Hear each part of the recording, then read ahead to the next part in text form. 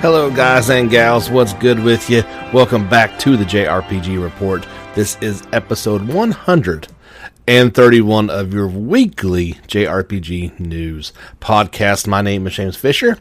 Thank you so much for listening in this week and every week to get all the stuff going on in and around the games that we love so much. And that being said, it's a bit light on news this week, and I can't say I'm surprised. We see this kind of around every event each year, that news kind of dries up for those that week or two before a gaming event show like E3 typically, or the big one for us, Tokyo Game Show, as we are 12 days out from the start of that event, and I would expect not a whole lot's going to come out next week either. So, but we do have a few little things to chit-chat about, and at the very end of today's podcast, we have a listener review for you guys, and that's going to come from our friend Michael, and he's got a audio file for you, so making it a little bit easier on myself this week. He will tell you all about the banners. You know what? That's pretty bad that I forgot which game that he's going to review. I'll look that up and, of course, tell you guys right before we do that at the end of today's podcast. So that's pretty well timed. He's kind of helping me out this week with making the podcast a little bit longer. So the first game that I want to kind of get into, and that's only because I've got by far the most information to talk about with this one. And yes, I know this is really not a JRPG, but it is an offshoot of one of the biggest JRPGs, and so of course I'm talking about Kingdom Hearts Melody of Memory. And there was a big article came out a few days ago really detailing some different events about the game. We'll get into that first, and we already knew that there was going to be 140 songs, actually over 140 songs in this one, but we learned a little bit more, so let's get into that first. They say this is the world of memories guided by the power of music. Usually we need the power of friendship to save the world, but this is the power of music. The player visits each world in the old gummy ship. You try to collect the rhythm in each world while looking back at memories. And the mysterious power woven by the melody creates memories, and memories become the world and bring it back to life, the adventures that have occurred thus far. It is very much so looking back at the entire catalog of Kingdom Hearts games. So it's not just the mainline ones. It's going to also include the 3DS and DS titles as well. So maybe if you didn't play those, it might be an opportunity to just quickly glance at them. You do have a very large party to choose from. So, of course, you have the main three, Sora, Donald, and Goofy. But then as you unlock different characters, you'll be able to use them all freely once they are unlocked. And the ones that they highlight so far are going to be Roxas, Xeon, and Axel. And you can actually see them in some of the pictures that they put out there. If you're interested in all these images that I'm talking about going along with the game, I did put together a little slideshow the other day with, I think, 27 pictures of the different characters and some of the stages that you can look and see. Here's how to play. You will press the buttons to match the timing of incoming enemies and musical notes. You'll be scored either excellent, good, or miss for each button input based on your timing. If you get a miss, your HP in the lower right-hand corner of the screen will decrease, and it will result in the dreaded game over if fully depleted. Try to avoid missing while aiming for the high score, they say. Music Select is one of the game's main modes. It has 3 control play styles. Normal style, which is what we just talked about. One button style. The one button play style where every action can be performed with the same button. And it's recommended for players who want to focus on the rhythm without being distracted by those pesky button inputs. And there's even performer style, which is challenging with complicated button inputs that use even more buttons than normal style, recommended for players who prefer more technical button inputs and pressing the assigned buttons. There will be a world tour, and in this mode you can visit the various worlds of Kingdom Hearts memories to obtain new songs and story movies. Each song offers 3 difficulties to choose from: beginner, standard, and proud mode. Unlocked songs can be played at any time from music select, and story movie can be viewed at any time in the museum. The world tour looked kind of like an overworld that has you choosing the different Disney and Kingdom Hearts worlds. I think they said, I may get that in a minute, over which ones are available. So you have stage variations, field battle. You can match the rhythm to defeat enemies while running atop the staff line to the music staff notation. There's also memory dive, which allows you to dive into memory videos and enjoy a sense of immersion as if linked to the video by inputting buttons to match the incoming targets. So they got kind of like a mini game going along with that. And of course, there are boss battles. The one they showed off was against Maleficent, so you might get some memories of that boss battle from the first game. There's also versus modes. You can play online versus or offline with friends. You can play versus the computer, of course, as well. And there's even a friend battle royale to go off of. Of course, this game is coming out for PlayStation 4, Xbox One, and Switch on November 11th in Japan, and everybody else will get it on November the 13th. And that's kind of what they were talking about, just that game. There was also an interview with Tetsuya Noriyama, and he teased about some of the other things in this game, but I want to finish up. Oh gosh, I cannot. So for this game, they're using Kairi to kind of look back on the game and kind of like reminiscing on the entire Kingdom Hearts journey. They said that they almost picked Kingdom Hearts Union X mascot Chirithly. I'm not sure how you're supposed to say that because I haven't played that one. But they ended up going with Kairi instead, and that seems like a pretty smart choice. They said it has her in the same place as she was following the Kingdom Hearts 3 Remind DLC. Okay, yeah, here we go. There are 47 worlds that you can visit. They're divided into 31 Disney-based locations and 16 original Kingdom Hearts ones. There will also be 33 boss battle stages that are essentially referred to as black holes. Yeah, so that's what I was looking for. I have a couple different articles back and forth about. So yeah, this last thing, they were kind of talking about this game, but they were also talking about the future. So he was speaking with Famitsu. The question was, I'd like to ask about the future of the series. The Dark Seeker saga concluded with Kingdom Hearts 3, but not all the mysteries have been solved. There's a secret movie that hinted at future development. He asked, what will we see next from Kingdom Hearts? And his answer was, Kingdom Hearts is approaching its 20th anniversary coming up in 2022. He said, so as they approach that anniversary, personally speaking, I'm already thinking about the next work, and the Kingdom Hearts team has already started working on something new. Since Kingdom Hearts Melody of Memory was meant to come before work started on the next title, the main staff was also able to help out as well. The next time we announce something, I think it'll be full of surprises. So please look forward to that.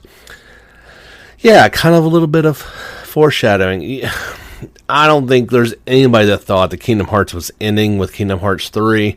Like he said, there were some foreshadowing moments in that one. We kind of thought that they were going to wrap everything up at the end of 3, and I hate to spoil it to you if you have not played it yet, but you may not be surprised to find out, no, they didn't exactly wrap everything up with a bow. They left some things open, and I can completely see them maybe moving on from Sora as a main character going forward, kind of like... if there was another Uncharted game, right? I doubt it would have Nathan Drake. That seems like, some things come to an end and other things start. We have no idea. I don't see them. Maybe they could announce the next Kingdom Hearts come 2022. If they've not already gotten quite a ways in it, there's no way that it's going to be coming out for its 20th anniversary. Hopefully, we don't get the 20th anniversary Kingdom Hearts all-in-one big package for PS5. We've already had that in multiple different variations. We do not need that coming out again, but we'll just have to wait and see what they've got up their sleeves as far as this 20th anniversary deal coming up in 2 years. But as soon as I hear something, I'll pass along to you. And again, I kind of apologize. That's the lead, but I don't make the news stories. I just kind of report on it. And that was, like I said, by far the thing I have the most of. Everything else is going to be a little more short and sweet, but that's sometimes what you get in this business. Looking ahead to the Tokyo Game Show on September the 23rd to the 27th, we talked last week about the games that Square Enix kind of had on tap, and there wasn't anything too shocking. We did get the Bandai Namco lineup today, and so they've got a few things you probably heard of. They got that Captain Tsuba, that soccer crazy-looking anime game, Dragon Ball Z Kakarot, Jump Force Deluxe, Kamen Rider, Memory of Heroes. I'm excited about this. It's not JRPG, but Katamari Damacy Reroll, which was the Vita game, they're bringing it onto PS4 and Xbox One. I think it's Japan only at this time, but it's still kind of cool. I love Katamari. Little Nightmares 2, a mini 4-wheel drive Hyper Dash Grand Prix. That's a mobile game. A Mobile Suit Gundam game. Project Cars 3. Not sure what that one is. They are doing something more for Scarlet Nexus, since they just had that big thing at Gamescom. I doubt we're going to get too much more about that. Sword Art Online Alicization Lycris is going to be there. This game came out months ago, so that's a little weird, but of course it's Japan, so they love their Sword Art. And I guess this is the Android game for Sword Art Online. Alice is in Rising Steel. Not sure what that is. So yeah, the live stream for that is starting on September the 27th, and it will be an 8-hour live stream showing off all these games. Now, in case you were paying very close attention, you'll notice one game not on this list, and that could be because it's kind of a separate big announcement, but I don't know, I kind of don't feel like it. I don't see, or where's Tales of Arise?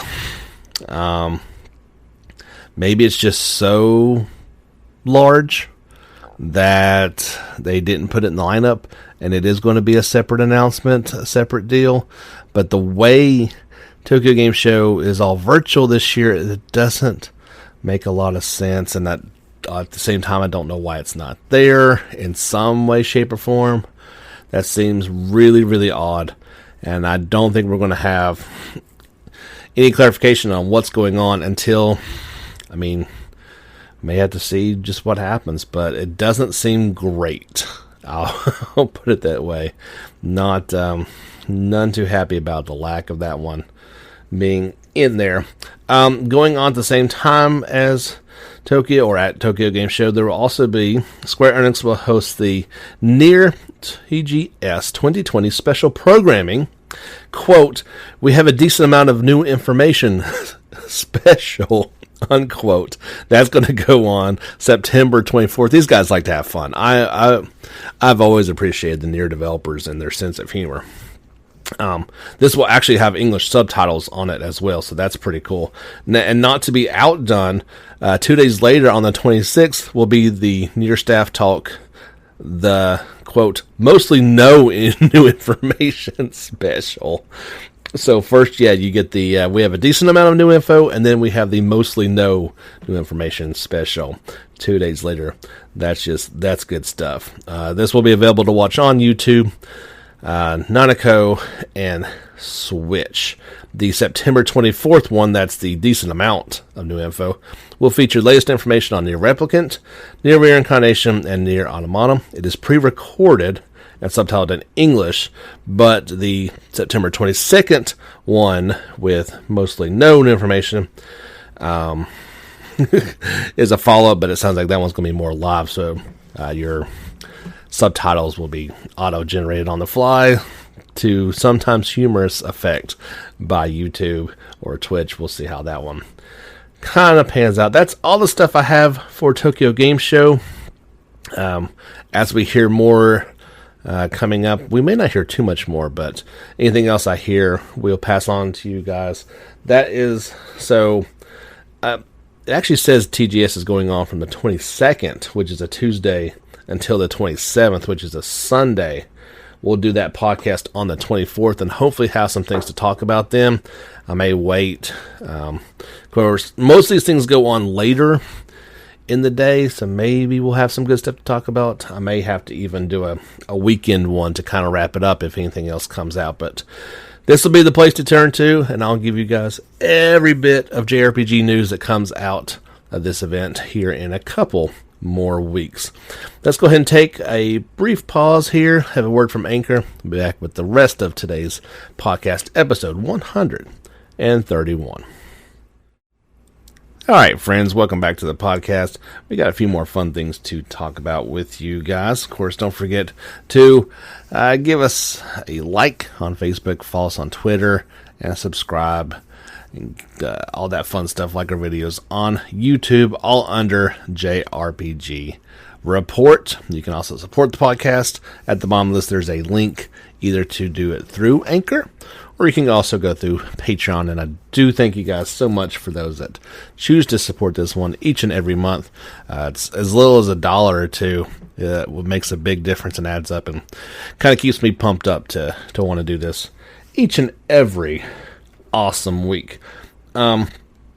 We got some news, of course, in the gaming world. One of the biggest, well, I guess the biggest story was the announcement of the Xbox Series X and Series S coming out on November the 10th. If you haven't heard, the X is going to be $499 and the S is $299. I do believe we don't really talk about too much going on with Xbox, as there's, the games still come out for it, but I can't even remember. You'd have to go back to the 360 with some of the exclusives, but as it pertains to us, this one's interesting because Yakuza Like a Dragon will launch for the Xbox Series X on November the 10th. It was announced previously that it would come out the same day as it launches. Now, this is a little bit of news in the fact that the other versions, i.e. Xbox One, PC, and PS4, are not supposed to come out until November the 13th, and PlayStation 5 at a later date. So here is the messaging that it will launch on it, but I kind of feel like they're going to just push everything up. I cannot imagine it launching for the new system on the 10th, and then the other version is coming out 3 days later. That would not make a whole lot of sense. This isn't next week. This is 2 months actually from today, so go ahead and chalk that one down. I think all these dates are going to move up. When asked about it, Sega just said they just referred to the quoted text that I just read for you. So, despite this, this article says the Xbox One and Series X versions are the same physical SKU number, which would imply it has to be a simultaneous release. So yeah, they'll clarify this one up. Somebody just said, "Hey, we need to work on this." This article just came out yesterday, so there's still plenty of time for that to be all cleared up. So if you're getting the bottom line is, if you're getting Yakuza Like the Dragon for these other systems and you've already pre-ordered it or whatever, you're probably getting a couple days before you thought that it might come out. Monster Hunter World Iceborne players can look forward to the Autumn Harvest Fright Fest. And this will start on October the 16th, and it'll run until November the 6th. This comes with new layered armor and other festive accessories. Capcom announced. This was actually announced back during the developer diary final, and some new screenshots have been uploaded since then. And so if you are a Monster Hunter World Iceborne player, you got some spooky stuff coming up for the upcoming Halloween holiday here not too much longer. This is something that NIS America does fairly often with their games. We saw this actually just a little while ago with Trails of Cold Steel 4, but Ys 9 will also have the ability for people to choose what the alternate cover option is going to be. This is actually going on over on Twitter. If you follow me on Twitter, I've actually shared that link on there as well where people can vote. They will do a different one. You have until September the 18th to vote on one of 3 different options for the alternate design. And, of course, this is, the one that comes on the inside of the cover. It's usually pretty cool. Each one has a different kind of look to it. The first option is Adol in his standard and monstrum look. The second one has Aprilis, a major character, as the central figure. And the final option is a Groot shop that Adol has posed with fellow monstrums, Raging Bull, Hawk, Renegade, White Cat, and the doll. So yeah, if you want to head over to the Twitter page, I've got that posted, or you can go directly to the NIS America Twitter page and you can vote on which one strikes your fancy the most and pick which one you want. No guarantees it'll win, but you can do that. Console players who want to get in on the RPG Maker series can now do that for Nintendo Switch and PlayStation 4, as RPG Maker MV is now available. North America's gamers got it on September 8th, and European gamers will get it tomorrow, which is September 11th. The original, this originally came out for PC back in 2015, but yeah, now PlayStation 4 and Switch owners can check that out. I shared the launch trailer over on the YouTube channel, so if you want to see it and see exactly what all is in there, you can do that. Not to be confused with RPG Maker MZ, which launched on PC earlier this month. And this is a series that's very interesting to me. However, I will say, unless your PC just can't handle it, which is highly possible, I really can't imagine trying to make a game like this on a console of any, maybe a very short, simple one, but it seems like this is exactly the type of thing that you would want a mouse and keyboard to try to make these games. But if that's all you got to console, that's the tools you got to work with. So I just think it would make it pretty difficult. But yeah, that one is available now. I didn't see a price on these, but I know the PC version's pretty expensive, so maybe that is maybe they're a little more expensive as well on that. Also available right now, Disgaea 4 Complete Plus for PC is out today, so if you're looking for a couple games to pick up, you can do those too today. I shared this trailer as well. It's about 30 seconds long, and no word if it's coming to the West or not, but Dragon Quest Adventure of Dai anime series will begin airing on October 3rd in Japan, weekly on TV Tokyo Network, Square Enix announced. This thing looks really cool, and I'm hoping that, Netflix did pick up that Dragon Quest movie and bring it over, so maybe there's some sort of slim chance that we get this one as well. If you want to check out the trailer, if you are obviously a fan of the original Dragon Quest games and that kind of look to them, or the original Dragon Ball anime, that's exactly what this reminded me of. Those early ones, not Dragon Ball Z or the new ones, the original Dragon Ball with Goku as a kid. Like, it really has that look and feel to it, and I thought it looked really fun. So I'm kind of hoping this one makes its way over. I'd give it about a 10 to 20% chance that it actually happens. But we shall wait and see if it ever does. MiHoYo has updated its official website for Genshin Impact, and there are 3 new characters that they have introduced. 2 of them from the Lyrie Harbor, who they are Queequeg and Keequeg, and the Mondstadt character Mona. Much easier to pronounce, thank you. First, I believe this is the only playable one, Queequeg, who says, "I am Queequeg, I am a zombie, and I forgot what comes next." And it's a small childlike character who says is an apprentice and herb gatherer at the Boo Boo Pharmacy.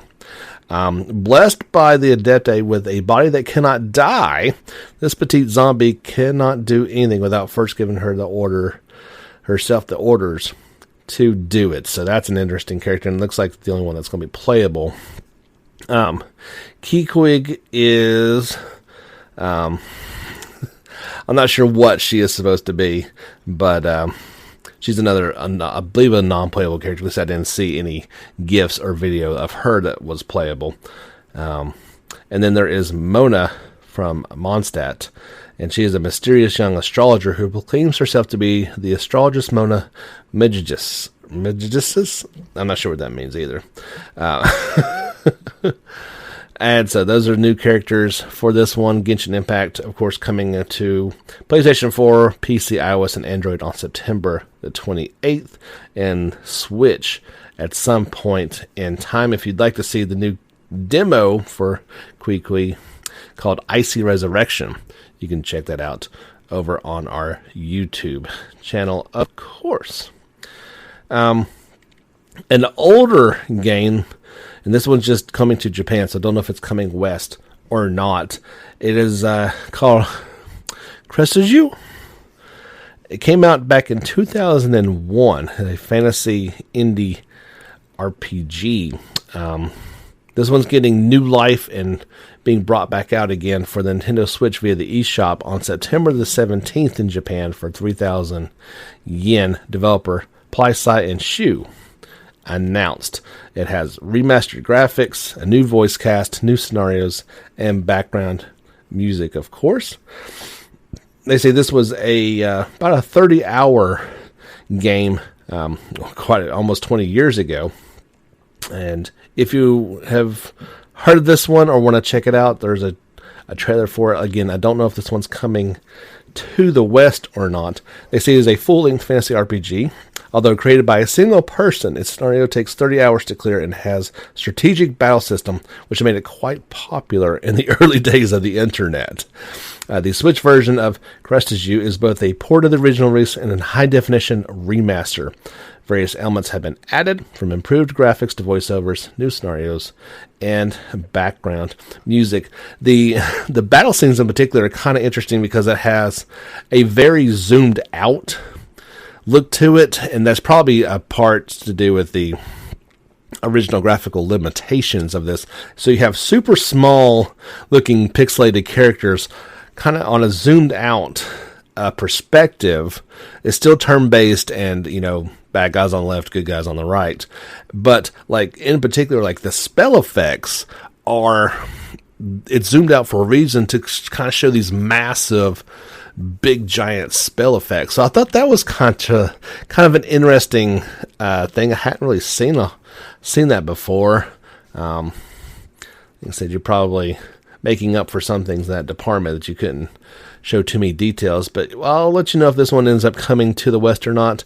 I wouldn't put a great chance at it, but who knows? It does have a lot of JRPG feel to it, and you never quite know with these e-games. Sometimes they make them over in time. If you've played the game 7 Nights on iOS and Android, there's going to be a spin-off game coming to the Switch called 7 Nights Time Wanderer. Netmarble released the first reveal trailer and details for the game. Its upcoming spin-off set in the same world as the mobile game 7 Nights. Here are the details. First, about the 7 Nights franchise. It is a top RPG mobile title with over 60 million downloads worldwide. You enjoy the epic fantasy stories revolving around the strongest warriors in the world of Seven Knights. Now, here's the key features of this one. It's, of course, a spin-off story. Vanessa, the 8th member of the Seven Knights, and magic instrument Sandy take off an adventure through time and space. They say it's an RPG with a fascinating storyline. Vanessa's story unfolds as she explores various dimensions and recruits allies that become her friends along the way.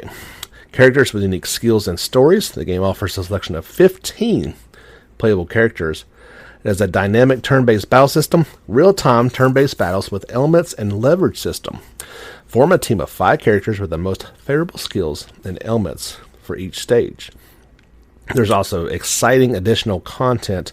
Return Vanessa to dimensions she's visited to interact with new friends, challenge her skills, and enjoy other exciting characters. So you have Vanessa, Sandy, and Hayoung are the 3 characters they have announced so far. There's no release date yet for this Switch title, but I've also got this trailer on the YouTube channel, and I invite you to check it out. Now, sometimes with these, mobile game ports, it's kind of like, not so, but this sounds like an actual spin-off developed for the Switch, while still maintaining some of those elements that made it popular in the first place.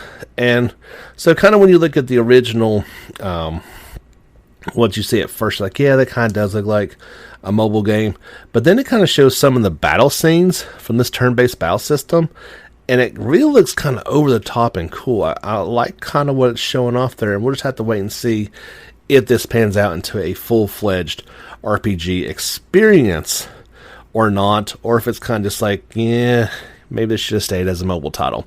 You never know which way it's going to go, but I do like what I've seen from it so far. I like the style and the animations on it. It just, we'll have to wait and see if it's worthy of playing or not.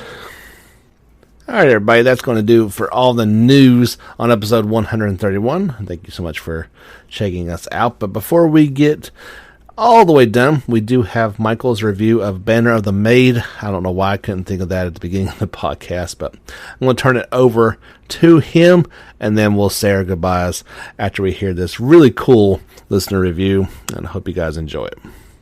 Hey, what's going on, guys? My name is Michael, and I'm here to do a review of Banner of the Maid from my buddy James, who is, of course, the host of the JRPG Report. Now, before we get into the review, I want to tell you guys that I am about 26 hours into this game, and I'm on Chapter 18. So I haven't beaten it yet. That means I haven't seen the ending. So I don't know how the ending will sway my opinion in either direction, if I like it more or less because of the ending. What I really do like about the game is its core mechanics anyway, so I don't think the ending will put too much sway on me liking or disliking this game anymore. So, without further ado, we'll get into the review.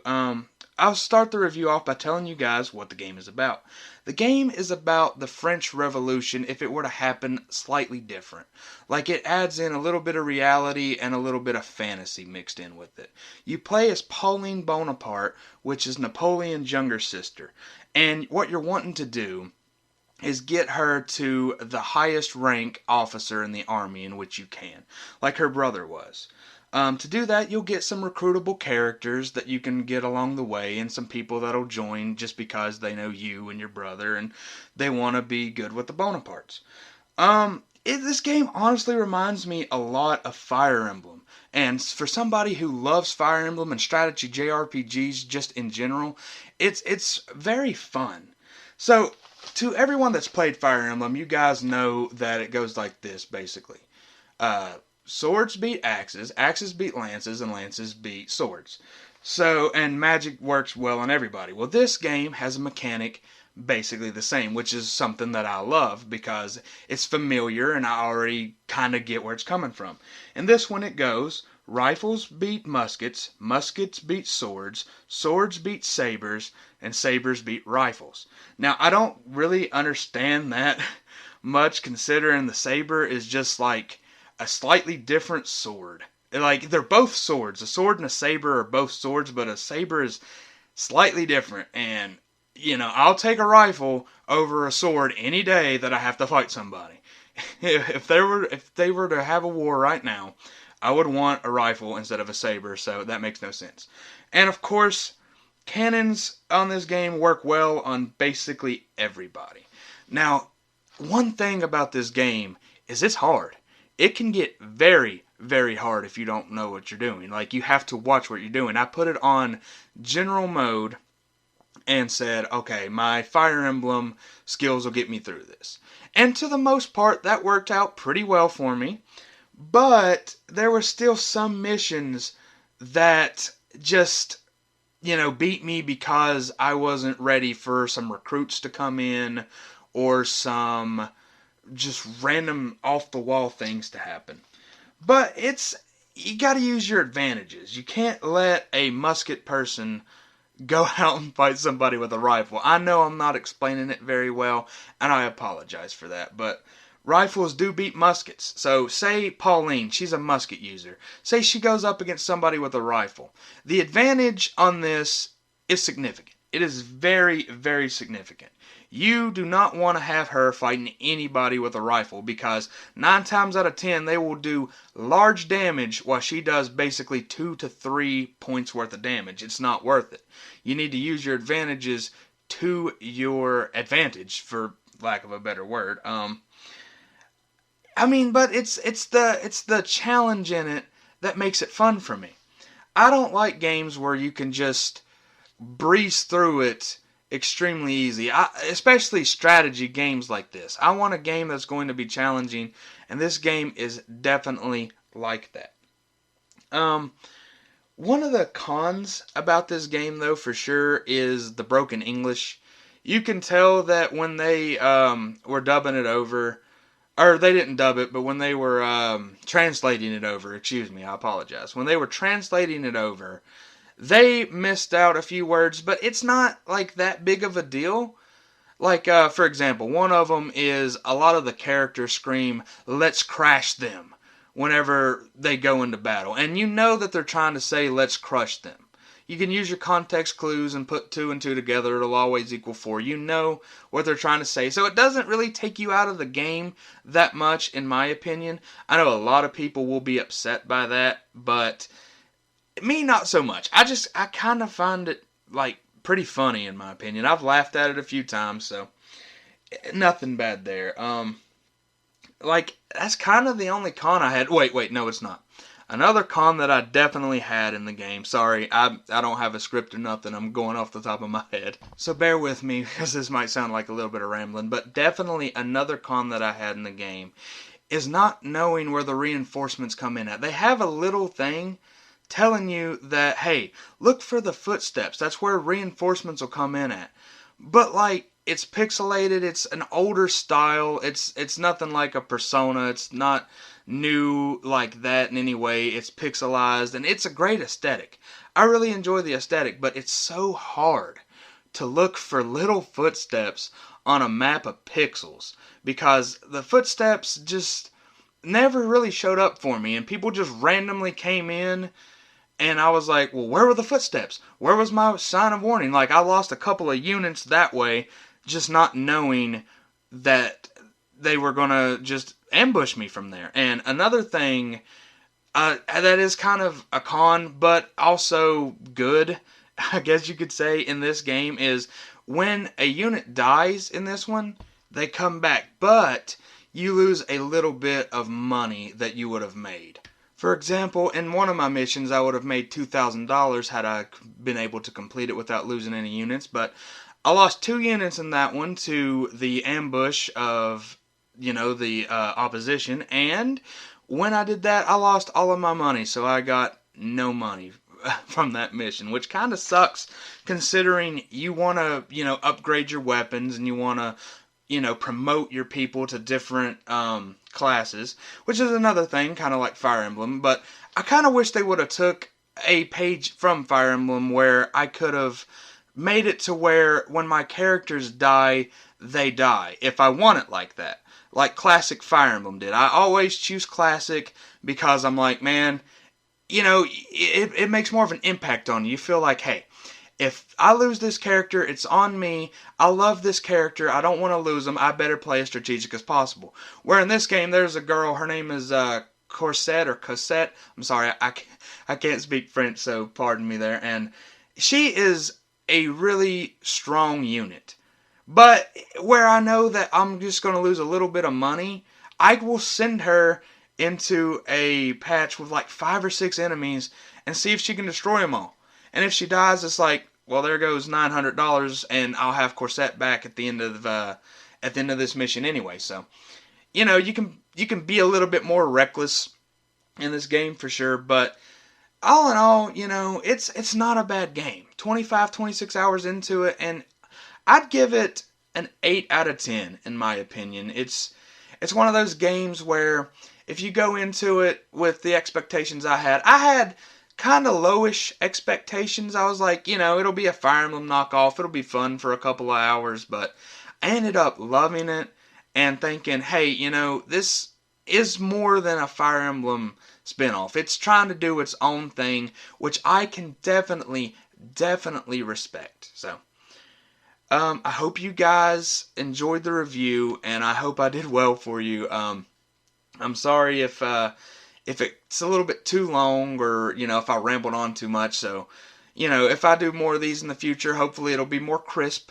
But I hope you guys have a great night. You know, sub to the JRPG Report, and we will see you guys in the next one.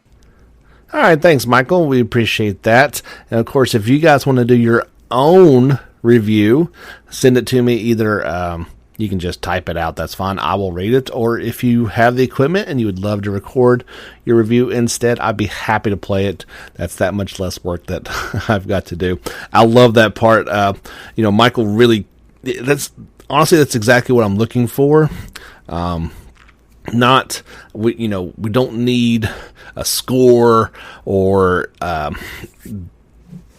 honestly, a bunch of details, just kind of your impressions. I want to hear what someone who's really played the game and either enjoyed it or not enjoyed it, tell it how it is.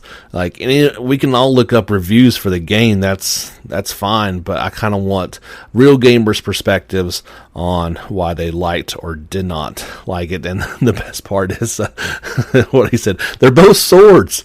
Like, why is one going to be better than another? That cracked me up. And yeah, excellent job, dude. We appreciate it, and I hope all you guys liked it as well. So that's going to do it for episode 131.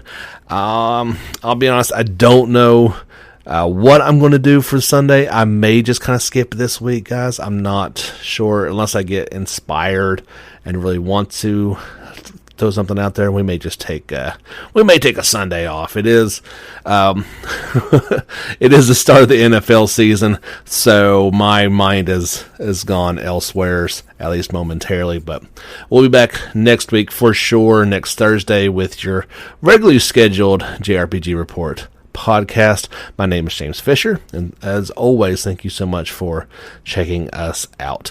But until next time, get back out there and level up.